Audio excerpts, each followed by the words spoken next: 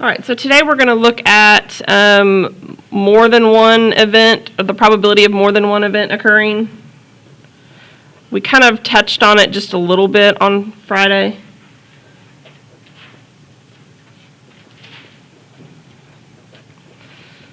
And then we're also going to talk about a concept called odds, okay, or the odds of something occurring.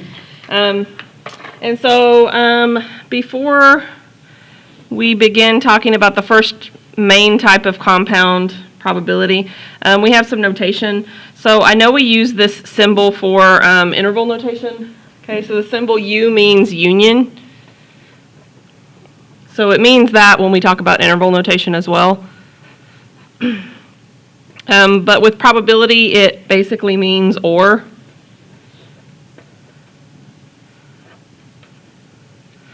So when you see the union symbol, it means this or that. Okay. So remember, our notation for probability looks like the capital P, and then whatever goes in the parentheses, that's what we're trying to find the probability of. So the probability of A union B means the probability of A or B occurring.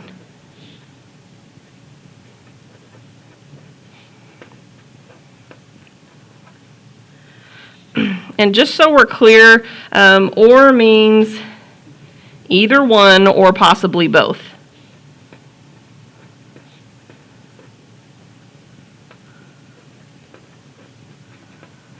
So when I say A or B, it means anything that covers one or the other would qualify as a success. All right, so before we get to the formula for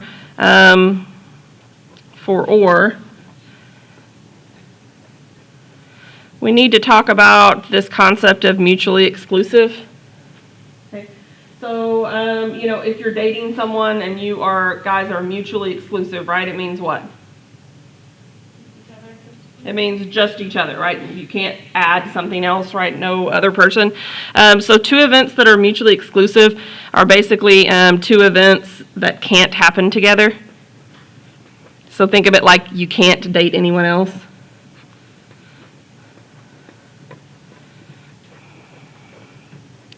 In other words, one mutually excludes the other. Okay? So for instance, if today is Monday, okay, today can't also be Tuesday, right? Those two events are mutually exclusive of each other, okay? If the month that we're in right now is November, the month that we're in right now can't also be December. Okay, so those things are mutually exclusive. They cannot exist at the same time. Okay, so let's look at an example of things that would be mutually exclusive, maybe in probability settings, other than what I just kind of verbally said. Let's say that event A means that you roll a 3, and event B is that you roll an even number.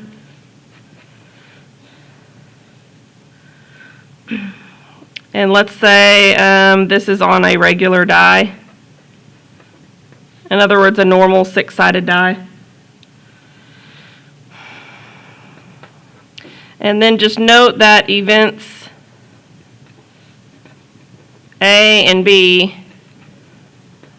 are mutually exclusive. Why? Yeah, they can't be both of these things, right? So they're mutually exclusive because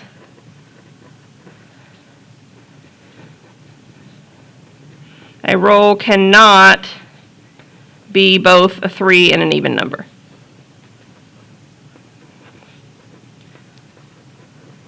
Now notice what it's not saying. Of course you could roll a 3 and then an even number after that, right? You could roll an even number followed by a 3, but a single roll can't be both of those things. Okay, so they mutually exclude each other. If you know that you rolled a 3, you didn't roll an even number, and vice versa. So here's the formula for or situations. So as long as events A and B are mutually exclusive, actually that's not true. Forget it. I was going to give you a shorthand formula, but I think I'll just give you just the full formula. So here's the probability formula for A or B. And there's a shortened one if you know the events can't happen together, but let's just say you're not sure or you don't want to take the time to figure it out. So the formula for A or B is the probability of A plus B, and then you just subtract off the probability that it might have been both.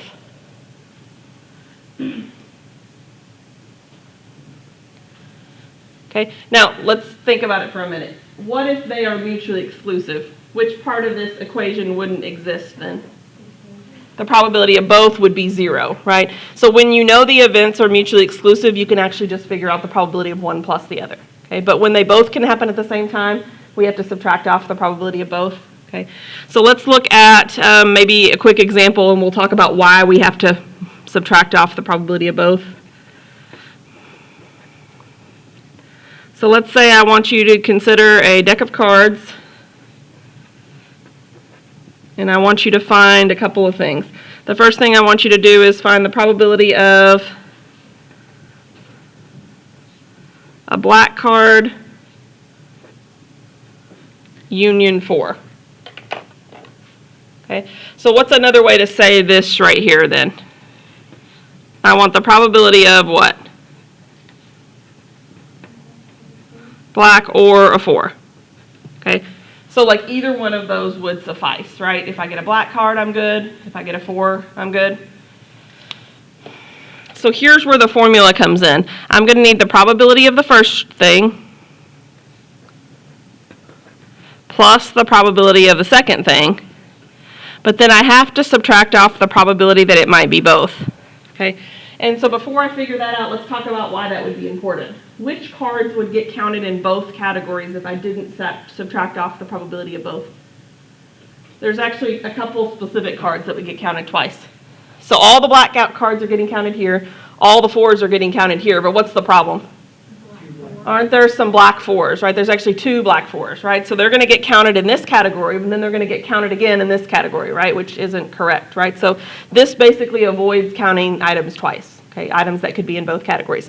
But if they can't occur together, this one they can, right? We would not say these are mutually exclusive. How come? You can have a black 4, right? There is a way for you to have both at the same time, okay? So these are not mutually exclusive. They can exist together. So let's figure out what these probabilities would be. Okay, so from last week, remember we talked about it, but there are 52 cards in a deck, okay? How many of those would be black? There's only 2 colors, right? Black and red. So basically half of them. So how many cards would that be? 26, okay? And then let's find the probability of 4.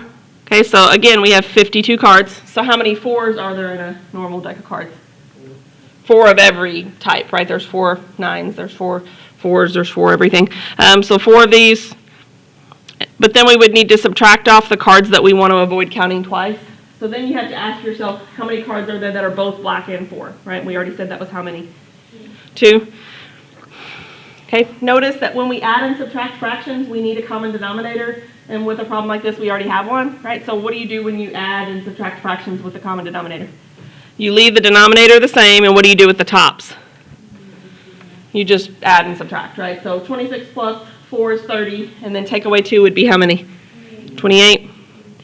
Yeah, so we could reduce this. So this would reduce to 7/13. And let's figure out what that is on the calculator in percentage form.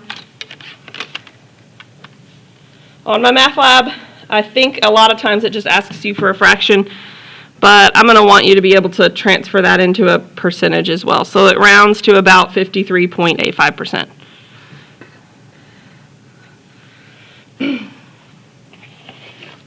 Okay.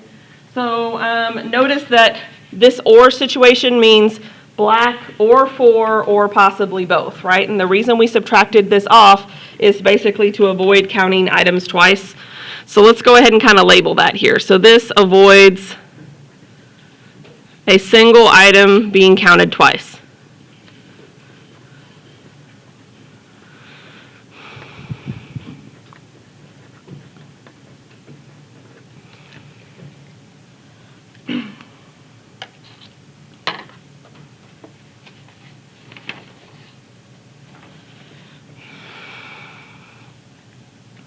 Okay, so our notation for intersection looks like a U. So let's look at another symbol. If you turn the U upside down, it means intersection in probability.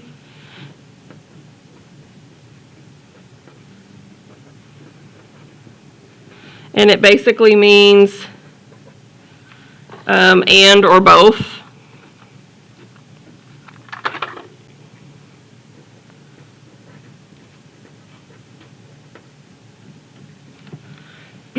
So this is actually more restrictive, whereas or was like could be this one, could be this other one, or could be both of them at the same time. And literally just means it has to be both of them at the same time. So if you see the probability of A and then an upside down U and then B, this means the probability of events A and B both occurring.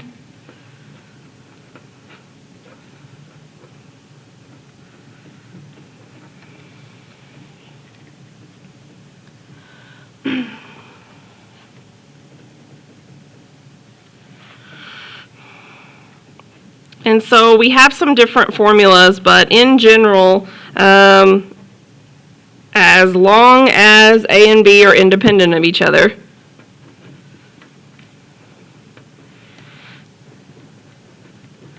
so what does independent of each other mean? It means like one event wouldn't affect the other event, right? They're completely separate. Okay. As long as this is true, then here's the probability for and situations. The probability of A and B will be the probability of A times the probability of B. So notice with or, we add the two probabilities and then subtract off the probability of both. For and probabilities, we multiply the two probabilities. Okay. Notice that and situations are harder to come by, right? You're being very, very specific. You're saying that I want this and this to happen. It only counts if both happen at the same time. Whereas or, it could be either or, much more general and loose, right? It could be one or the other. This one we're saying both need to happen.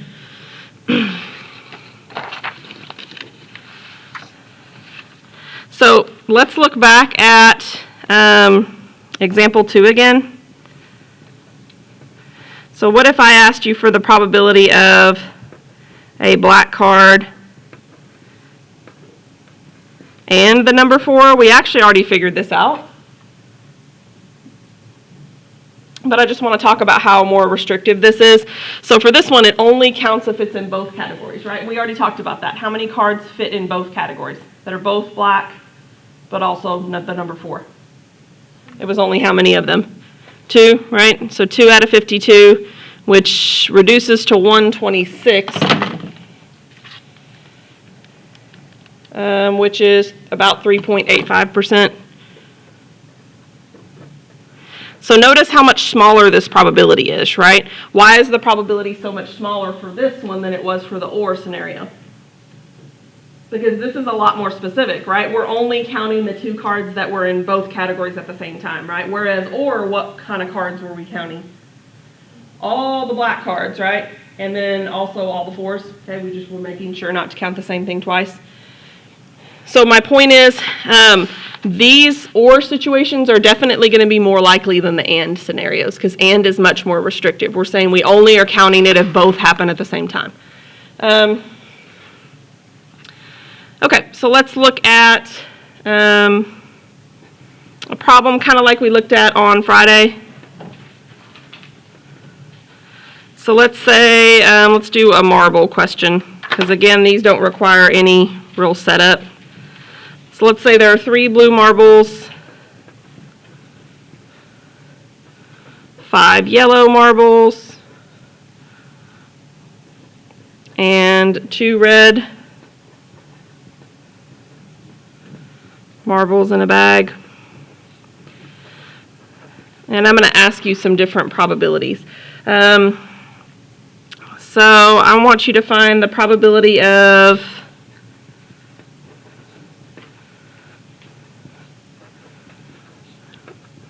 two blues in a row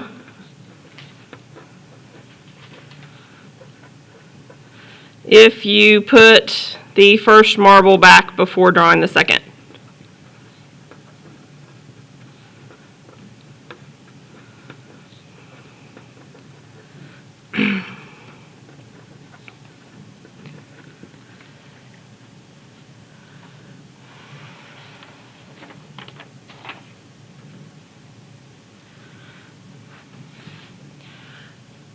Okay, so what I'm really asking you for is the probability of 2 blues.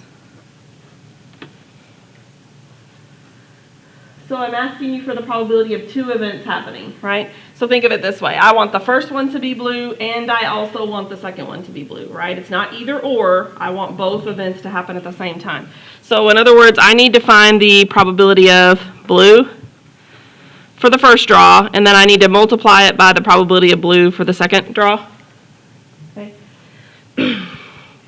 By the way, notice these are independent of each other, right? Because I'm putting the marble back before I draw the second. So let's talk about the first one first. So what would be the probability of drawing a blue first thing? There's 3 blues out of how many total marbles? 10. Okay, so this is your first draw. Okay, and then what are you going to do after you make your first draw? You're going to put the marble back, right? So what's going to be your chance of getting blue the second time? Same, right? Because the marble doesn't remember what color you drew the first time, right? They're independent of each other, okay? So we're going to have 3 out of 10 for the second draw also. And then because we want both of these events to happen, because it's a both scenario, we are multiplying them. So you just multiply fractions, top times top and bottom times bottom. So you get 9 out of 100, which is easy to figure out percentage-wise, right? That's just 9%.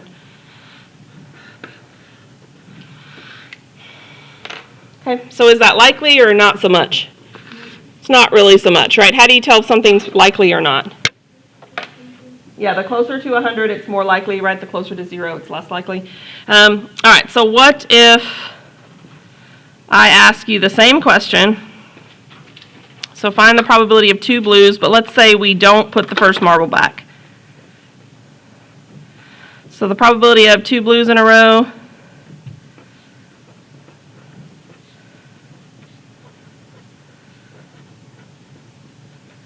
If you don't put the first marble back.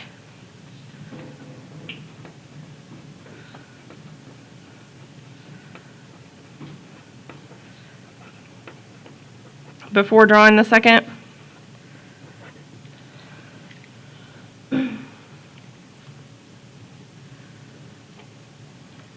So notice we're still finding the probability of 2 blues. So we're still going to do the probability of the first blue times the probability of the second blue. But what has been changed?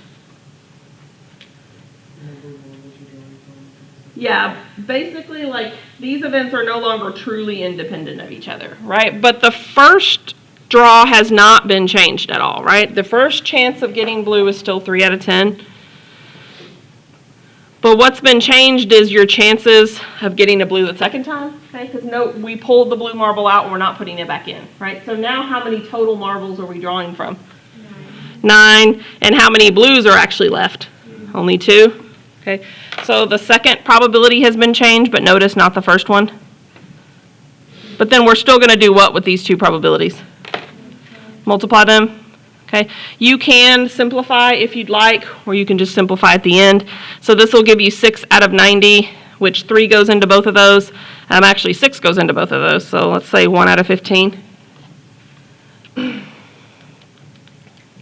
So this is about 6.67%.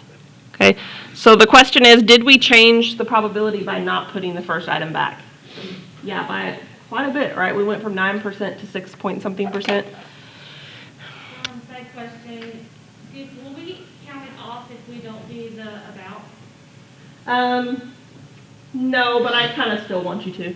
I want you to specify when it's duet. I feel like I forget to do that. Yeah, I do want you to specify, but no, will I count off? Probably not. But I do want you to round to 2 decimal places. So just so you know, in probability world, this is called with replacement. This kind of scenario, and this is called without replacement. So if you see that terminology and they say you're drawing 2 marbles either with or without replacement, just think about what those words mean, right? Without replacement means what? You don't put it back, right? And with replacement means you do put it back before drawing the second.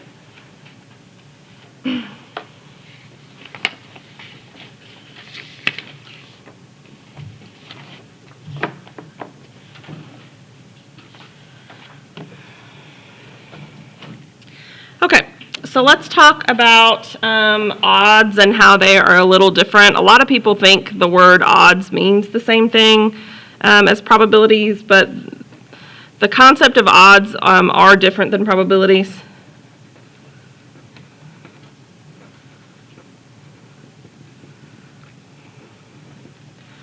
Basically, they show a ratio of the number of times the particular event that you're trying to track occurred versus the number of times it didn't.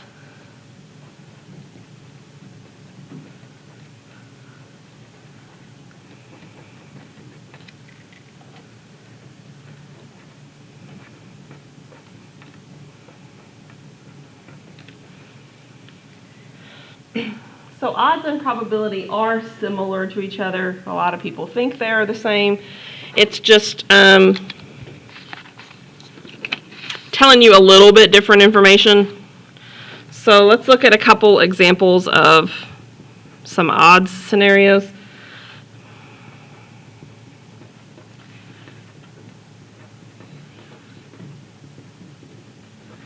So if the probability of event E, whatever that happens to be, occurring is the following. The probability of E, let's just say it's a 30% chance of something. Then, of course, the probability that it doesn't occur, remember our notation for that? Okay, remember P of E with a little 1 mark. If you forgot this from Friday, means the probability of E not occurring.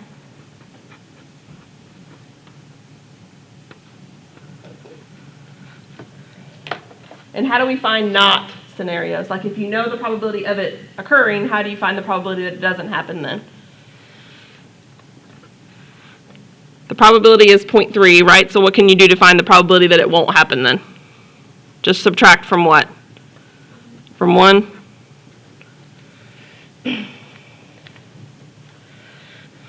So let's go ahead and circle these 2 events. So the probability that it does occur is 0.3. The probability that it does not occur is 0.7. So when we get to the odds for event E,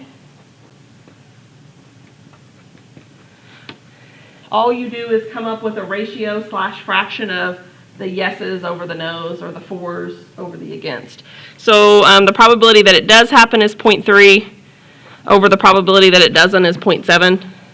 And this just reduces to 3/7. Okay, in other words, we normally don't leave a decimal within a fraction, right? So we would probably write 3/7. So what about the odds against event E?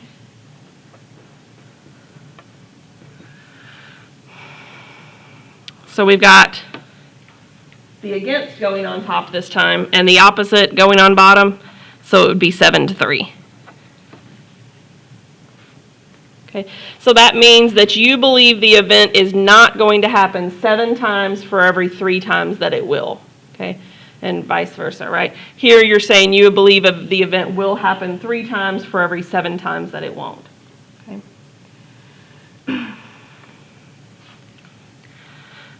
All right, so let's take one of our common problems and let's talk about the odds. I don't want to talk about this for that long, but I do want you aware of what the word means.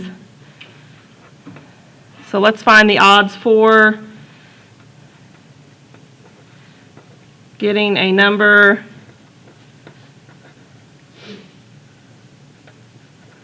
divisible by 3 in a single roll of a normal die.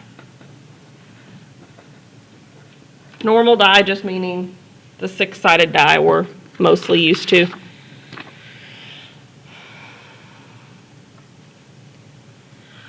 Okay, so I feel like we should know this, but let's talk about which numbers are going to qualify for getting divisible by 3 this time. So what numbers would be divisible by 3? 3 and 6. So 3 and 6 are divisible by 3.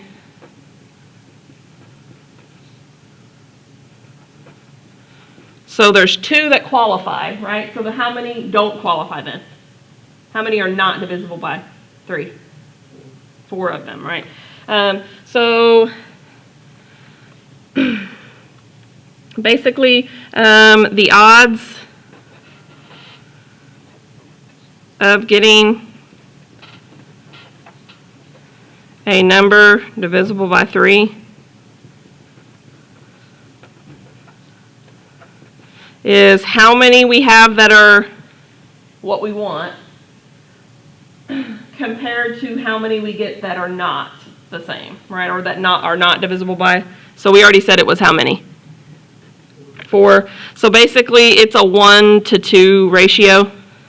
So note that this is not what you would get if I asked you for the probability, right? So let's kind of compare that. So this is the answer to the question that I asked. So let's figure out what the probability is. So the probability of getting a number divisible by 3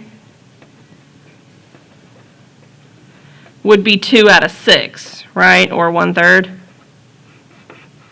Okay, so odds and probability are not the same. Okay, so think of this like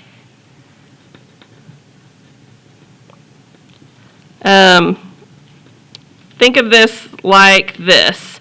There's one that will be 4 divisible by 3, and then there's 2 for every 2 that will be against it. Okay.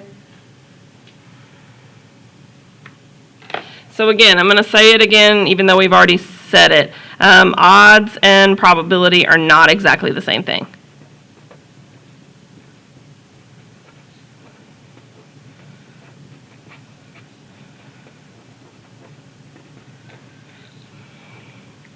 And so odds are successes over failures, whereas probabilities are successes over total.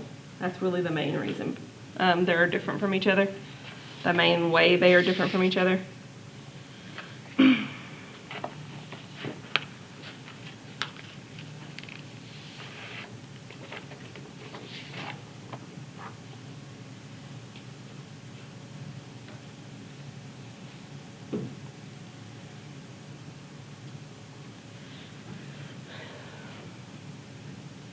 Okay, so let's do some other examples maybe where we have to try to figure out. So I took a break and talked about odds, but now let's go back to kind of more common compound probability questions.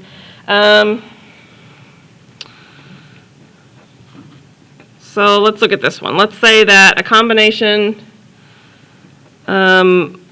is 4 digits long. So think of like your PIN number at your bank. And of course, the digits you can have in a PIN number are 0 through 9. But let's say that it can contain no duplicates.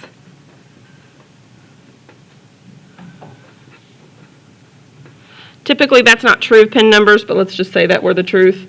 So what is the probability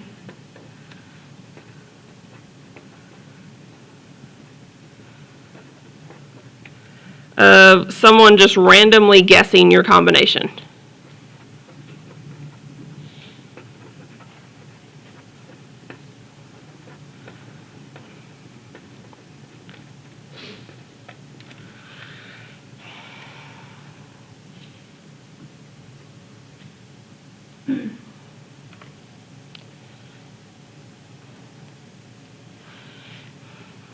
So essentially, I want you to see that I'm asking you for the probability of really 4 things happening. You have to have 4, quote, successes for someone to guess your combination. What would have to be true kind of in words?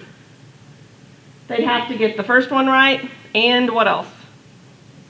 The second one right, and what else? The third one right, and the fourth one, right? Notice any failure of any of those 4 and they don't have your PIN number right, correct? They have to have all 4 of them. It's not an or situation. They can't just get one of the numbers right and it'd be okay. They would have to get all of them right. Well, this would be without replacement since we can't have duplicates. Yeah. So this is going to be the probability of guess 1 being correct, and then times the probability that 2 was correct, and then times the probability that 3 was correct. You kind of see my point, right? And then times the probability that 4 was correct. So we're going to have 4 different probabilities, okay? So let's go ahead and leave some space for all 4 of them. And we're going to label them here. So this will be the first one being guessed correctly, the second one being guessed correctly, third, and then fourth. Okay, so what about the first one? What's the chances that they get the first one correct? Remember that it's like 0 through 9, so there's actually how many choices though? 10 choices, right? Our number system has 10 digits. So what's the chance that they're going to get the first one right? 1/10, right? Okay, there's only one correct answer, right? They've got 10 choices to choose from. But because we have said there can be no duplicates, then it means that the second probability will be changed somehow, right? So like if the first digit were a 2, then 2's not an option anymore, right? So what would be the chances they then get the second number right? 1 out of 9. And then now both numbers aren't being replaced, right? So what would be the chances of the next one? 1 out of 8. And then the last one would be 1 out of 7. Okay, so I actually don't need a multiplication mark here. Let's just put an equals. So if we multiply this, we get a 1 on top, right? So somebody figure that out for me. 10 times 9 times 8 times 7? 5,040. 5,040. So they have a 1 out of 5,040 chance of getting it correct. Okay. So essentially, not a very good shot, right? So I wanted to show you what your calculator is going to show you sometimes for unusually small or large decimals. So that e to the -4 actually means times 10 to the -4. It means your calculator's having trouble showing it to you because the number is super small or super big. But this time the number's super, super small because of the -4, okay? So I don't want you to write answers like this or type answers like this because that's not a legit answer. This is just your calculator's shorthand for writing scientific notation. What that basically means is they want you to move the decimal place 4 times, okay? And we're going to move it 4 times to the right. So this is very unlikely, okay? It's actually 0.000199 if I want to have a couple digits percent. Actually, that's just the decimal. Or if you move it back 2, it would be 0.0199% chance. So notice I'm showing you both the decimal, which the calculator gave me. Sorry, my lighting's kind of crappy. Let me see if I can move it. I gave the decimal that the calculator gave me, but then I'm also moving it twice to be a percentage. Notice this is super, super tiny, right? This is not even 1%. It's not even close to 1%, actually. It's 0.01. It would round to maybe 0.02%. So it's very, very, very unlikely that they would guess your password. But, you know, if they're professionals, they have a computer system that actually tries all the passwords. But your bank is supposed to shut them down if they try to do that. Now, if it were a true PIN and you could have repeated values, then what would the probabilities have been each time, each of these 4? 1 out of 10, right? But a lot of banks do limit. I know, like, my grandfather, for whatever reason, always wanted his password to be the same number, and they won't let him do that. I think they'll let you repeat a number twice. I don't think they'll let you repeat a number more than that. So, and of course, they do that for your safety, not just to be a pain in the butt. But it would be very unlikely, right? All right, so let's look at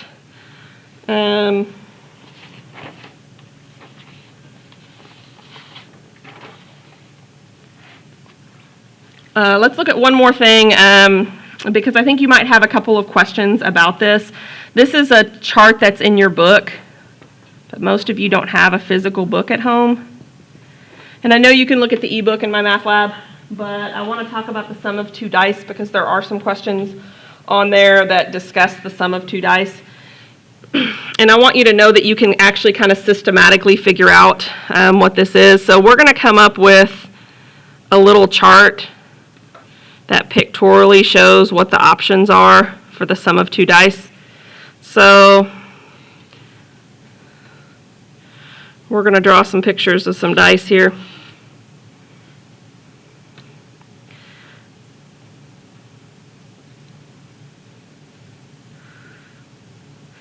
So when you have dice, notice you have a chance of 1 through 6, right? But because we have two dice, we're going to do the same thing up here. So we're going to kind of treat it like a spreadsheet, sort of.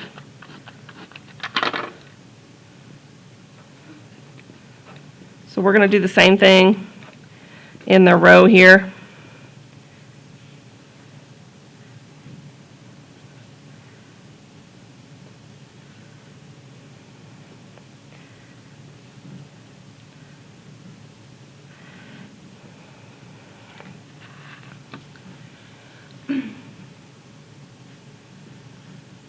And so what this is supposed to represent is like the different, if you rolled these two dice at the same time, notice the intersection here would be you rolled a 1 and a 1. The intersection here would be a 1 and a 2, a 1 and a 3, a 1 and a 4, a 1 and a 5, a 1 and a 6.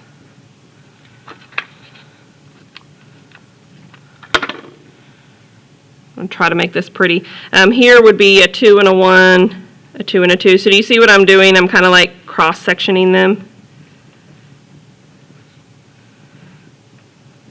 I'm just writing out the numbers rather than drawing the pictures every time. Here would be a 3 and a 1, 3 and a 2, and so on.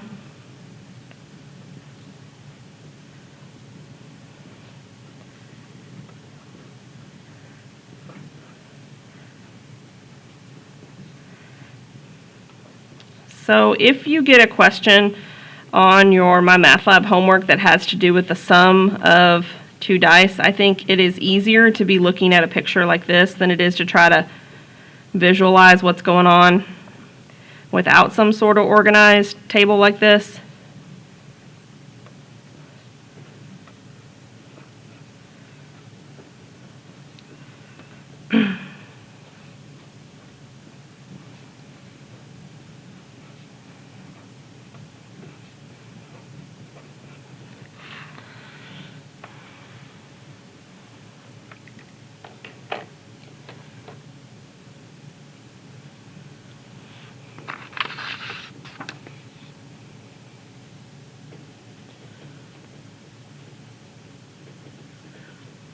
And if you have a highlighter, maybe you can notice this, but like when you play games that have you sum the total of the dice, notice that like all of these sum to 7.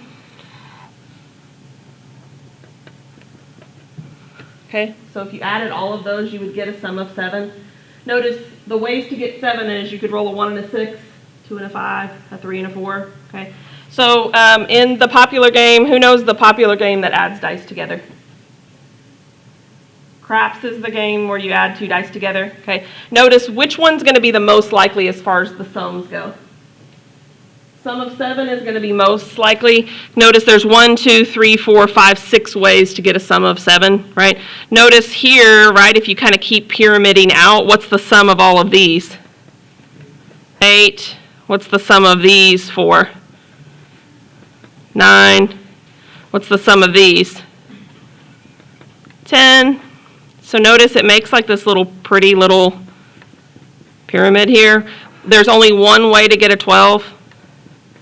And I'm kind of out of room, but do you see that the rest of it would actually count down that way too? Okay, like there would be 1, 2, 3, 4, 5 ways to get a sum of 8. There's also 1, 2, 3, 4, 5 ways to get a sum of 6. It kind of goes out from there. So which one is the most likely sum?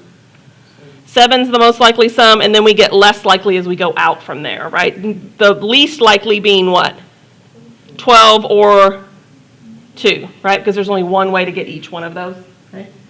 So unsurprisingly, this is what makes you, for the most part, in most places of the game, this is the sum that makes you lose all your money in craps if the point's been established. Okay? So why is that problematic for you if you're the player?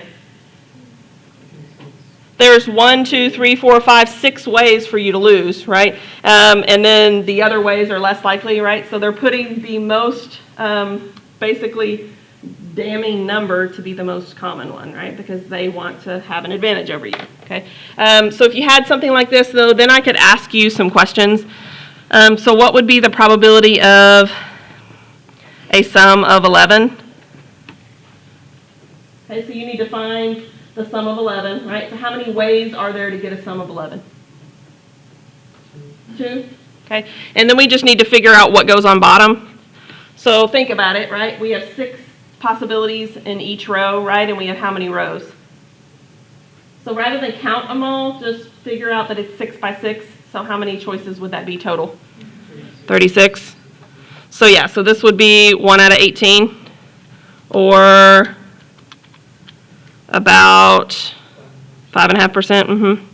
So it'd be 0.0556, or about 5.56%. A little bit more than 5.5%. What would be your probability of your sum of 7, which I already told you was the most likely? Probability of a sum of 7 is what? So you just need to count how many times you can get a 7, right? So notice that's drawn like this for a reason, right? So it's 6 out of how many total? 36. So 1 out of 6 on your calculator works out to be about 0.1667, or about 16.67%.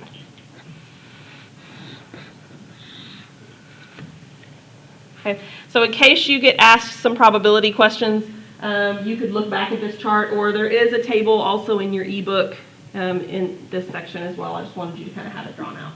Okay, so which one's more likely based on the number, obviously? 7's the most likely, right? And like we already said, the ones on the outskirts are the least likely. Okay, so in the game of craps, you actually get paid the most money for placing bets on 12 and 2, because why? Why do you get the most money for those two things? Because they are least likely, right? So